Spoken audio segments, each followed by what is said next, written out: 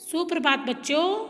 आज हम कक्षा 4 विषय हिंदी का पाठ 11 मेरे गांव के खेत में इसको पढ़ेंगे। यह कविता है और इस कविता में कवि ने गांव के खेतों के महत्व और वहाँ के जो लोग हैं गाँवों के उनके जीवन की सरलता, सादगी है ना, और स्वच्छ वातावरण का वर्णन किया है।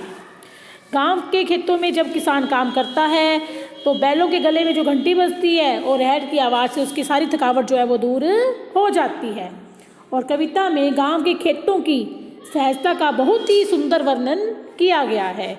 तो आइए हम भी पढ़ें मेरे गांव के खेत में। खुशहाली के गीत लिखे हैं मेरे गांव के खेत में, पायल संग कुदाली चलती मेरे गांव के खेत में। खुशहाली यानी समृद्धि, खुशहाली समृद्धि। पायल क्या होती है? पैरों में पहना जाने वाला एक आभूषण है ना। पायल क्या होती है? पैरों में पहनते हैं पायल को। कुदाली यानी जो खुदाई करने का एक औजार है उसे कहते हैं कुदाली। तो आइए देखें, कवि गांव के खेतों का वर्णन करते हुए कहता है कि मेरे गांव के खेतों में खुशहाली यानी समृद्धि, समृद्धि के गीत लिखे गए हैं।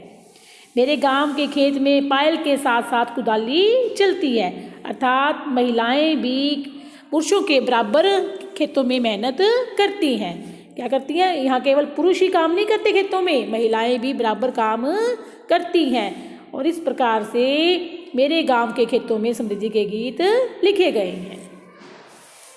आगे है, पानीदार कुओं पर चलते रहटों की आवाज़ जहाँ, दहानी धरती के कन कन को धोरों की सौगात वहाँ। हरियाली ले फसल खड़ी है मेरे गांव के खेत में, खुशहाली के गीत लिखे हैं मेरे गांव के खेत में। क्या कह रहे हैं कवि इसमें?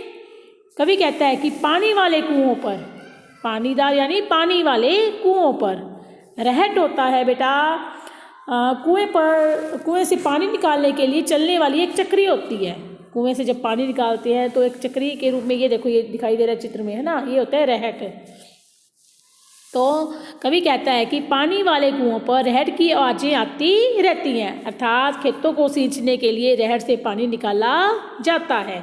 धानी धरती के कन कन को धोरों की सौगात वहाँ, और हरी भरी इस धानी धरती के कन कन को मिट्टी की भेंट मिली हुई है।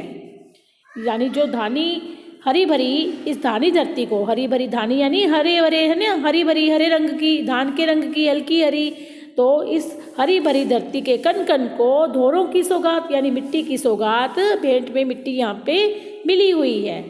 हरियाली ले फसल खड़ी है, फसलें किसानों में कैसे खड़ी, खेतों में कैसे खड़ी हैं? हरियाली, हरी भरी फसलें खेतों में खड़ी हैं। और कहाँ पे खड़ी हैं? मेरे गांव के खेत में। इस प्रकार मेरे गांव के खेतों में हरी भरी फसलें खड़ी हैं, और हरी भरी फसलें खड़ी हैं तो अपने आप ही समृद्धि आएगी है ना। तो इस प्रकार मेरे गांव के खेत में खुशहाली के अर्थात समृद्धि के गीत लिखे हुए हैं। दोबारा देखो, कवि कहता है कि पानीदार पानी वाले कुओं पर रहट की आवाज़ें आती रहती हैं, अर्थात खेतों को सींचने के लिए रहट से पानी निकाला जाता है। और यहाँ की हरी भरी जो धरती है उसको धोरों की सौगात, धोरे जो है यानी उपहार में मिले हुए हैं, और मेरे गांव के खेतों में हरी भरी फसलें खड़ी हैं। और इस प्रकार उन हरी भरी फसलों से समृद्धि के, यहाँ पर खुशहाली के गीत कहाँ लिखे गए हैं? मेरे गांव के खेत में लिखे गए हैं। आगे देखो,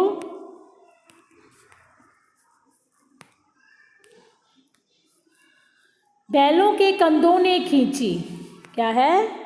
बैलों के कंधों ने खींची हल्की फाल जहाँ हर बार, भर छकड़े धान के आए मुस्काए जिनसे घर द्वार। रुनझुन कर रंजोल बजे हैं मेरे गांव के खेत में, खुशहाली के गीत लिखे हैं मेरे गांव के खेत में। फाल होता है बेटा हल में लगी लोहे की नोक। क्या होती है? हाँ, फाल हल में लगी हुई एक लोहे की नोक होती है, उसे कहती है फाल। और छकड़ा होता है बैलगाड़ी। छकड़ा क्या होता है? भर छकड़े धान की आए यानी बैलगाड़ी, छकड़ा बैलगाड़ी को कहते हैं। धान यानी अनाज, और रमझोल, रमझोल होता है घुंघरुओं की आवाज़। रमझोल किसे कहते हैं? घुंघरुओं की आवाज़ को।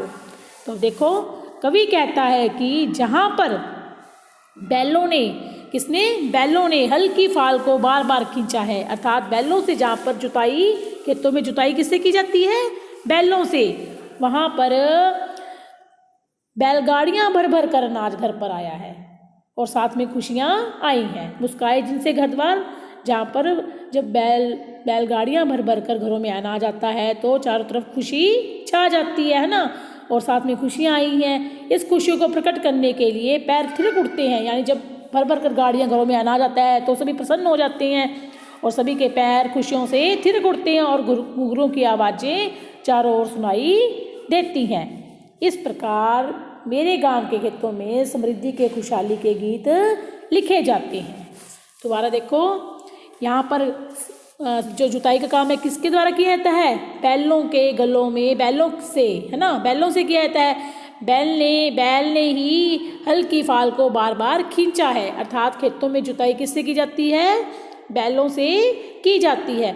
और जब बैलों से खेतों में जुताई की जाती है और जब फसलें होती हैं तो भर भर कर जब बैलगाड़ियाँ भर भर के जब घरों में अनाज आता है तो सभी के चेहरे जो है वो खुशी से खिल जाते हैं, है ना, और सभी खुशी से क्या करने लग जाते हैं, थिरकने लग जाते हैं, सभी के पैर थिरक उठते हैं और घुंघरूओं की खनक चारों ओर सुनाई देती है। चारों ओर क्या बजते हैं, घुंघरू, है ना, रमझोल, घुंघरू की आवाज़ को कहते हैं ना, तो चारों तरफ घुंघरूओं की रुनझुन आवाज़ सुनाई देती है। इस प्रकार मेरे गांव के खेतों में खुशहाली के गीत लिखे जाते हैं।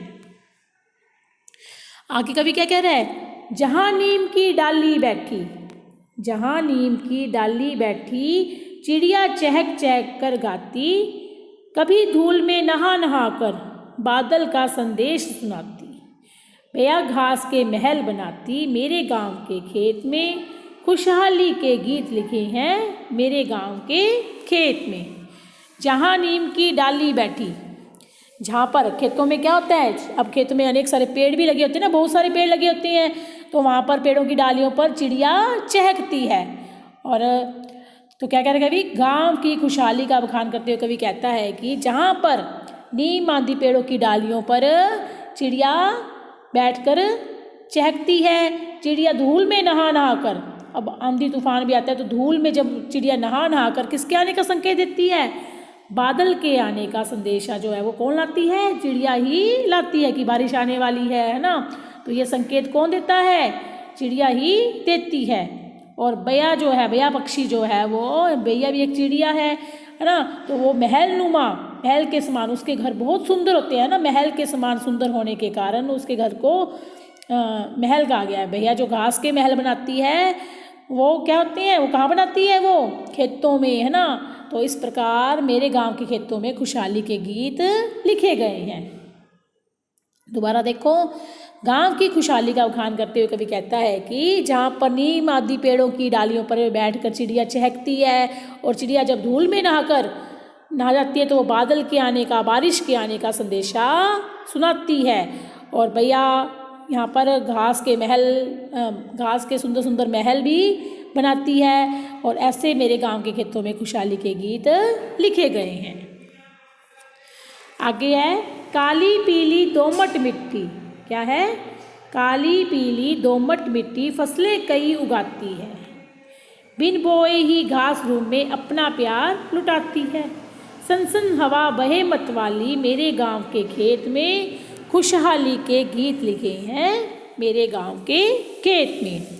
गांव के खेतों के बारे में बताते हुए कवि लिखता है कि खेत की विभिन्न प्रकार की काली पीली दोमट मिट्टी में अनेक प्रकार की फसलें होती हैं, है ना। तो यहाँ की मिट्टी कैसी है, काली पीली दोमट है ना, तो उसमें अनेक प्रकार की फसलें होती हैं। और खेतों में बिना बोई उगने वाली घास से ऐसा लगता है जैसे खेत की मिट्टी अपना प्यार सब लोगों पर लुटा रही हो। जो खेतों की मिट्टी है वो सभी पर अपना प्यार लुटा रही है, क्योंकि यहाँ बिना बोई अनेक प्रकार की घास बीच में उगाती है। और यहाँ पर खेतों में कैसी हवा बहती है, सनसन करती हुई, है ना, मदमस्त कर देने वाली हवा, चारों ओर ठंडी हवाएं चलती हैं जो सभी के मन को प्रसन्न कर देती हैं। इस प्रकार मेरे गांव के खेतों में खुशहाली के गीत लिखे गए हैं। दोबारा देखो, खेतों की मिट्टी कैसी है, अब यहाँ कैसे बताई गई है कि यहाँ पर खेतों में काली पीली दोमट अनेक प्रकार की जो मिट्टी है, यहाँ की जो मिट्टी है वो काली पीली दोमट मिट्टी है, उसमें कई प्रकार की फसलें उगती हैं। रबी की भी, खरीफ की भी, है ना, खरीफ की फसलें भी उगाई जाती हैं। तो और यहाँ के खेतों में बीच बीच में जो उगने वाली घास है वो बिना बोए उग जाती है। तो ऐसा लगता है यहाँ की मिट्टी जो है वो लोगों पर अपना प्यार बिखेर रही हो, लुटा रही हो। और यहाँ खेतों में जब सन करती हुई ठंडी हवा बहती है तो वो सभी को क्या कर देती है, मतवाला मदमस्त बना देती है। और इस प्रकार मेरे गांव के खेतों में खुशहाली के गीत लिखे गए हैं। तो ये आपके पाठ का संलाप पूर्ण हुआ। उम्मीद आपको समझ में आया होगा। धन्यवाद।